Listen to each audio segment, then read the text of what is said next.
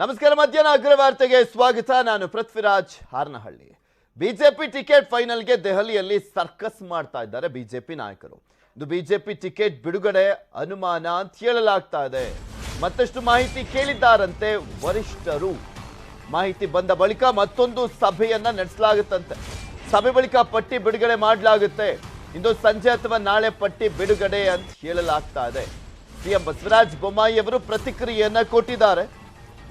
ಅಭ್ಯರ್ಥಿಗಳ ಪಟ್ಟಿ ರಿಲೀಸ್ ವಿಚಾರಕ್ಕೆ ಸಂಬಂಧಪಟ್ಟಂತೆ ಬಿಜೆಪಿ ಟಿಕೆಟ್ ಫೈಟ್ಗೆ ಯಾವ ರೀತಿಯಾಗಿ ಒಂದು ಫೈನಲ್ ಮಾಡುವಂತ ನಿಟ್ಟಿನಲ್ಲಿ ದೆಹಲಿಯಲ್ಲಿ ಸರ್ಕಸ್ ಮಾಡಲಾಗ್ತಾ ಇದೆ ಅಂತ ನಿಮಗೂ ಕೂಡ ಗೊತ್ತಿದೆ.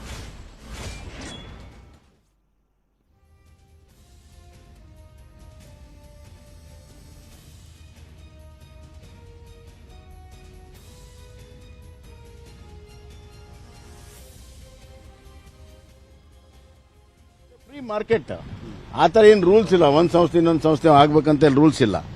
ಆಮೇಲೆ ನಮ್ದು ಅಷ್ಟು ಶಕ್ತಿ ಇದೆ. ನಾವು ಬೇರೆ ಬೇರೆ ರಾಜ್ಯದಲ್ಲಿ ಮಾರಾಟ ಮಾಡ್ತಾ ಇದ್ದೇವೆ, ಬೇರೆ ದೇಶಕ್ಕೆ ಮಾರಾಟ ಮಾಡ್ತಾ ಇದ್ದೇವೆ. ಈಗ ರಾಜ್ಯದಲ್ಲಿ ಅತಿ ಹೆಚ್ಚು ಏನಂತಂದ್ರೆ ಒಂದು ಮಿಸ್ಕಮ್ಯುನಿಕೇಶನ್ ಆಗ್ತಾ ಇರುವಂತದ್ದು ಎರಡೂ ಸಂಸ್ಥೆಗಳನ್ನ ಅಮೂಲ್ ಮತ್ತೆ ನಂದಿನಿಯನ್ನ ಮಿಲನ ಮಾಡ್ತಾರೆ ಅನ್ನುವಂತಹ ಇದೆ. ಯಾವುದೇ ಕಾರಣಕ್ಕೂ ಅದರ ವಿಚಾರವಾಗಿ ಚರ್ಚೆ ಇಲ್ವಾ ಅಂತ? ಯಾವುದೇ ಕಾರಣಕ್ಕಿಲ್ಲ. ಇವತ್ತು ನಂದಿನಿ 48 ವರ್ಷ ಆಯಿತು ಪ್ರಾರಂಭ ಆಗಿ. ಅದರದ ಅಸ್ತಿತ್ವ ಇದೆ, ಅದರದ್ದು ಗ್ರೋತ್ ಇದೆ, ಪ್ರಾಫಿಟ್ ಇದೆ. ಹೀಗಾಗಿ ಅಮೂಲ್ ಕೂಡ ತನ್ನ ಅಸ್ತಿತ್ವ ಬೇರೆ ಇದೆ. ಮಿಲನ ಮಾಡೋ ಪ್ರಶ್ನೆನೇ ಇಲ್ಲ. ಸುಮ್ಮನೆ ಅದನ್ನು ಗುಲ್ಲೆಬ್ಸುವಂತ ಪ್ರಯತ್ನ ಮಾಡ್ತಾರೆ. ಏಕ್ ಮಿನಿಟ್ ಸರಣಿ ಸಭೆಗಳು ನಡೀತಾ ಇದಾವೆ. ಫಸ್ಟ್ ಲಿಸ್ಟ್ ಯಾವಾಗ ನಿರೀಕ್ಷೆ ಮಾಡಬಹುದು? ಫಸ್ಟ್ ಲಿಸ್ಟು ಬಹುತೇಕವಾಗಿ ನಾಳೆ ನಾಡಿದ್ರಲ್ಲೇ ರಿಲೀಸ್ ಆಗುತ್ತೆ.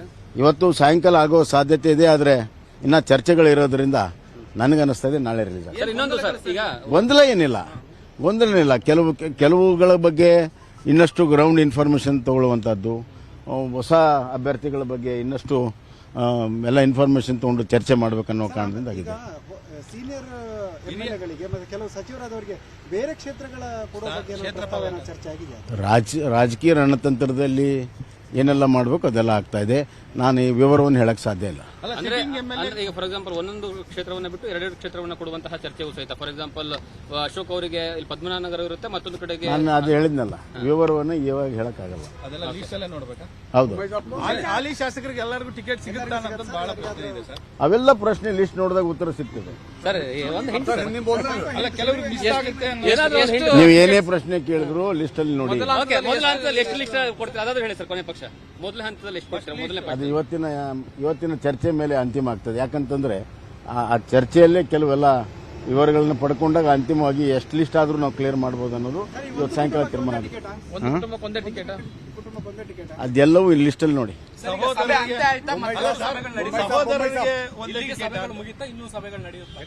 ಇನ್ನ ನಡೀತದೆ. ಇದು ಒಂದೇ ಸಭೆ ಅಲ್ಲ, ಮತ್ತೆ ಸಾಯಂಕಾಲ ಒಂದ್ಸತಿ ನಡೀತದೆ. अमूल को लेकर जो कांग्रेस ने सवाल खड़े किए हैं उस पर आपका क्या कहना है? अरे भाई, हमारा नंदिनी ब्रांड है कर्नाटक का, जबरदस्त है. और हमारी सरकार है ना, तभी उनका कांग्रेस के सरकार में प्रोक्योरमेंट कम था, हमारा डबल हो गया है, प्रोडक्शन डबल हो गया, मार्केट डबल है.